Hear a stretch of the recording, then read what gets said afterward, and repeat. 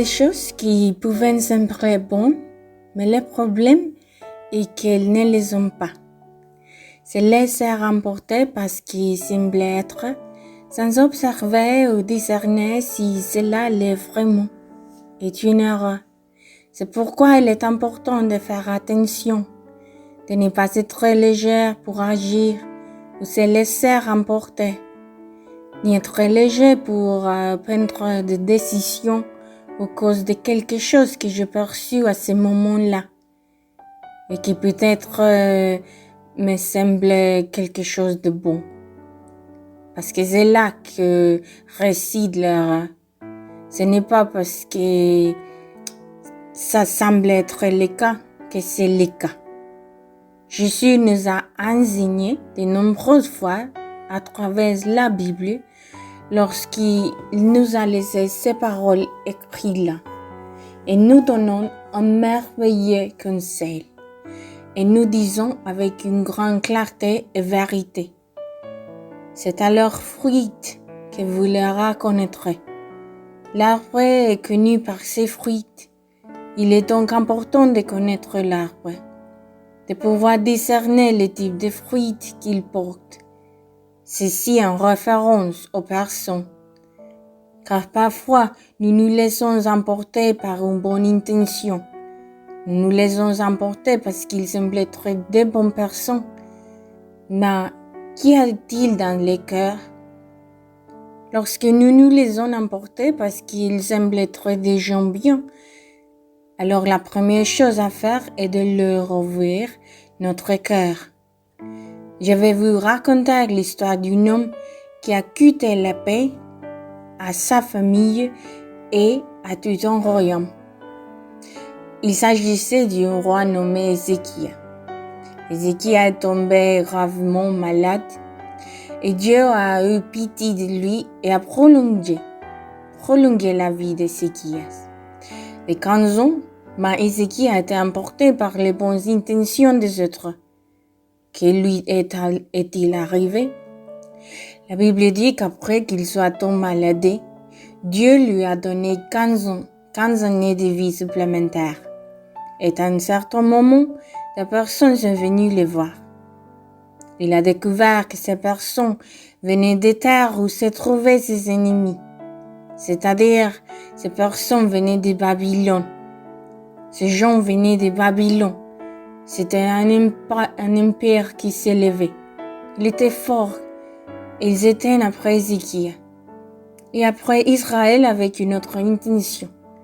Ils allaient l'espionner et vraiment découvrir comme il était.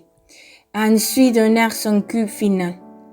Cependant, ne disons pas que ce qui était trop bon, parce que parfois, il a des signes que nous voyons sur la route, qui sont placés là par le Seigneur, afin que nous réalisions qu'il y a quelque chose de mauvais, qui peut arriver ou que nous devons être très, très prudents.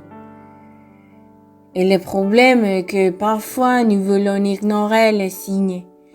Et nous avons une sécurité nous-mêmes, que nous pensons que rien de mauvais ne va vous arriver. Je ne sais pas si vous avez déjà dit, ça ne va pas m'arriver. Mais nous devons être prudents avec les décisions que nous prenons. Donc parfois nous ignorons les signes, le long du chemin, pas à cause d'une confiance excessive en Dieu, mais en nous-mêmes. Et c'est là que nous allons échouer. Ou une confiance excessive dans les autres personnes. Et rappelez-vous que tu sais qui est humain peut échouer à un moment donné. Je ne vous dis pas de reposer tout le monde loin de vous. Je vous dis juste d'être prudent. Pas tout le monde qui vient avec vous avec un sourire veut du bien pour vous.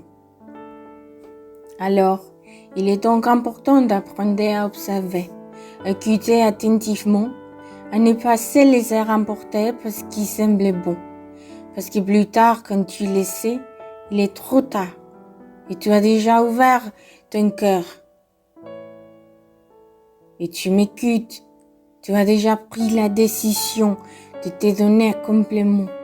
Et puis, tu te rends compte que les décisions que tu as prises n'étaient pas les bonnes. Et maintenant, tu dois faire face à ces défis. Maintenant, tu dois faire face à ces situations compliquées qui est devant toi. Parce que nous sommes les emportés. Donc ce roi a reçu les Babyloniens devant lui. Il les a fait entrer dans les palais. Il les a accueillis. Il s'est occupé de, disons, que jusque-là tout va bien. Parce que c'est pas mal de s'occuper, tu t'occupes des gens, non? Le problème, c'est qu'il a fait ensuite. C'est là que l'erreur a été commise. Il a commencé à leur montrer tous les palais, ses pistes. Il leur a montré ses salles d'armes. Il a montré beaucoup de choses qu'il n'avait pas besoin de montrer. Il les a accueillis. Il a montré tout, spécialement où les peuples d'Israël gardaient ses armes. Il leur a montré la piste où ils gardaient le trésor et il s'est laissé emporter. D'autre manière, il a montré tous ses secrets à ses ennemis. Maintenant, parce qu'il était si confiant, parce qu'ils sont venus en paix, ils sont venus avec des cadeaux pour Ézéchias et des dédicaces par lesquelles ils lui ont exprimé qu'ils voulaient qu'Ézéchias se relève et ne soit plus malade. Cependant, il ne devait pas avoir confiance. Alors, Ézéchias leur a montré tout ce qu'il y avait dans ce palais. Il leur a ouvert son cœur. Quand ils sont partis, un des prophètes est arrivé. Et j'ai demandé à Ézéchias. Si je ne me trompe pas, je pense que c'est le prophète d'Isaïe. Il a demandé à Ézéchias qui sont ces gens. Et il dit, non, il vient de Babylone. Ils m'ont apporté des cadeaux. Il était inquiet pour moi parce que j'étais malade. Et regardez, il était si bon. Je ne sais pas pourquoi. Et vous? Nous avons des problèmes avec eux. Ce prophète a dit à Ézéchias, qu'as-tu fait? Tu as marqué la fin de ton royaume et de ta génération. Tu vas avoir 15 ans de vie en plus. Et tu vas avoir la paix pendant ces 15 ans. Mais ce que tu as fait aujourd'hui va avoir des répercussions sur tes enfants et sur tes prochaines générations. Regardez ce qu'une mauvaise décision affecte. Elle n'affecte pas seulement nous, elle affecte nos générations. Il y a des enfants aujourd'hui qui souffrent à cause des décisions que les parents ont prises dans le passé. Maintenant, c'est juste? Non, pas du tout. Ma pasteur, la Bible ne dit-elle pas que chacun paiera pour ses propres péchés? Ou la Bible enseigne cela? Mais rappelez-vous que nous recevons tous un héritage de notre maison, de notre famille, de nos parents. Maintenant, cela ne signifie pas que vous devez répéter l'histoire. Vous décidez aussi si vous continuez sur ce chemin ou si vous décidez d'arrêter afin que l'histoire ne se répète pas. Et l'histoire d'Ézéchias est formidable, n'est-ce pas? C'est important, j'insiste encore, à que nous ouvrons nos cœurs. Maintenant, j'espère que je suis claire, que bientôt nous n'allons pas penser que je dois m'éloigner de tout le monde, parce que tout le monde est mauvais.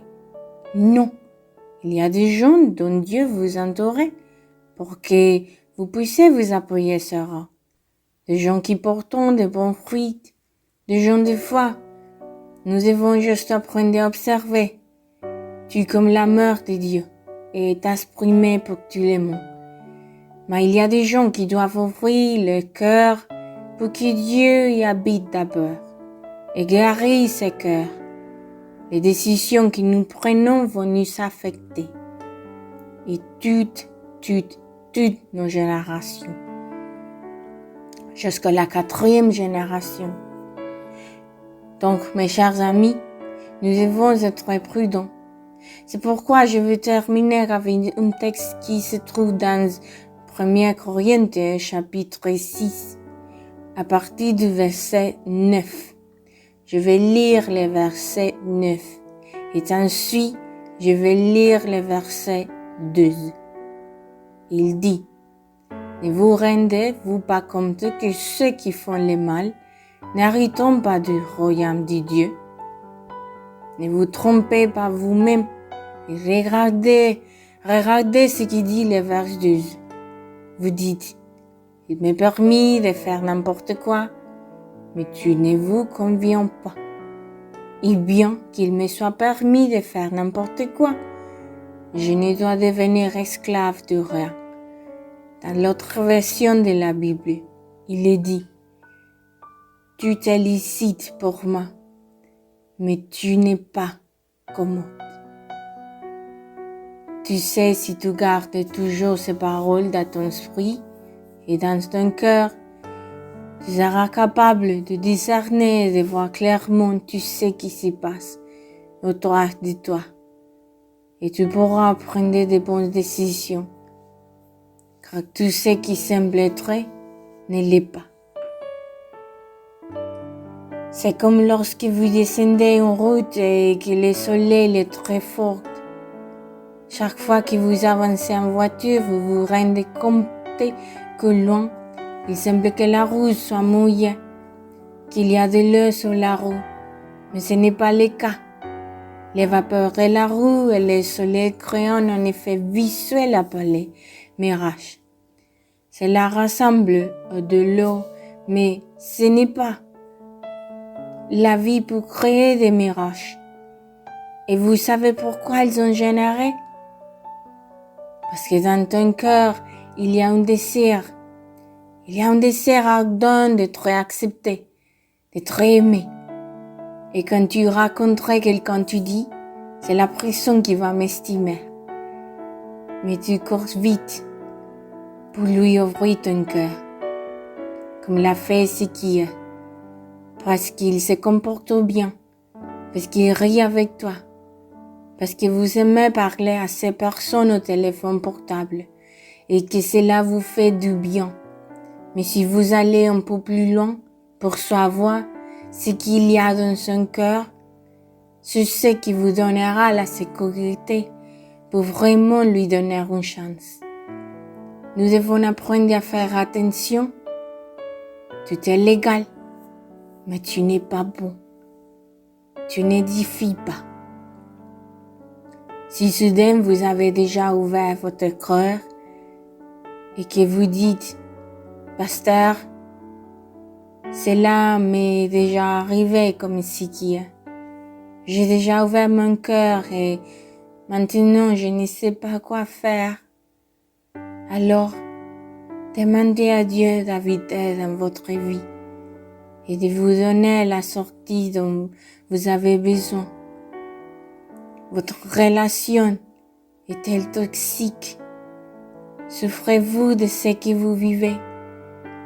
Vous devez arrêter votre vie, commencer à analyser où je vais. Vous pouvez vous habituer à vivre toujours de la même façon, jusqu'à que vous n'avez plus des années, que vous finissez toujours de la même façon. Ou vous pouvez chercher Dieu pour vous donner la solution et vous montrer qu'il y a peut-être une autre façon de sauver votre relation, votre mariage, de restaurer la relation avec vos enfants, de vous relever. Dieu est toujours prêt. La question est de savoir si vous êtes prêt ou que votre femme est consentante. À quoi ouvrez-vous votre cœur? Soyons très prudents. Père, je te remercie pour ces mots simples, mais nécessaires, par lesquels tu nous fais voir, Seigneur, ce que nous nous ne pouvons pas voir. Mais ce qui est nécessaire pour nous de voir, ces choses, Seigneur, qui semblent simples, mais que nous devons changer, Père. Aidez-nous à améliorer, Seigneur, et que notre vie puisse changer. Et reconnais, Seigneur, que séparés de toi, nous ne pouvons rien faire. Aujourd'hui, je vous parle, votre pasteur et ami Elias Hoyos. Rappelez-vous que Dieu vient toujours juste au temps. Tout est licite, mais tu n'es pas convenable. Et tu n'édifies pas. Une édiction.